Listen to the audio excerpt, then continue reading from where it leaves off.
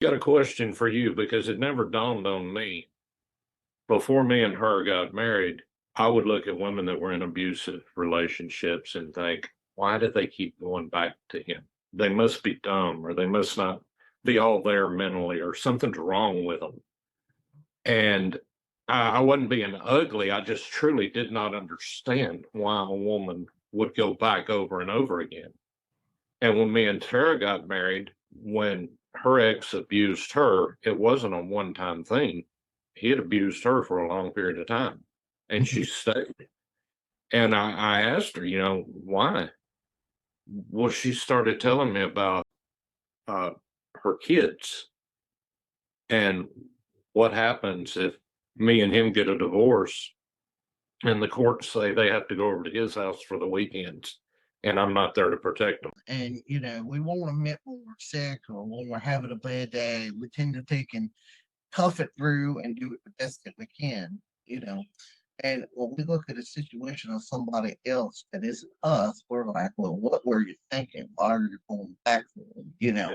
But the biggest thing is that's not stupid by all means, because that's how my mindset was, especially a child that came out of child abuse and where the father was aggressive to the mother and vice versa.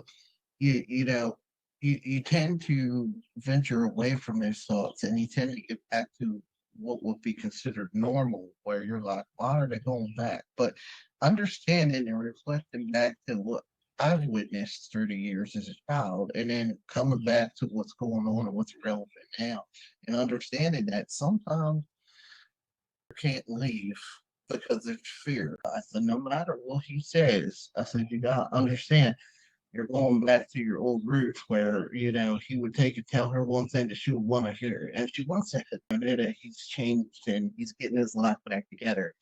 And he just plays it like a fiddle. And the biggest thing is just trying to make her aware and let her know, no matter what he says, Amanda, I'm the man who is here for you. We're able to understand and get the realization of why they couldn't leave or why it was hard. Because if they left, then they were being stalked, then they were being harassed. They were getting crazy phone calls and messages, letters, all kinds of stuff, just saying how they changed, or it was saying, "Why did you do this to me?" or "You made me do this. I'm in jail because of you." And it's like, no, I told Amanda, this is not your fault.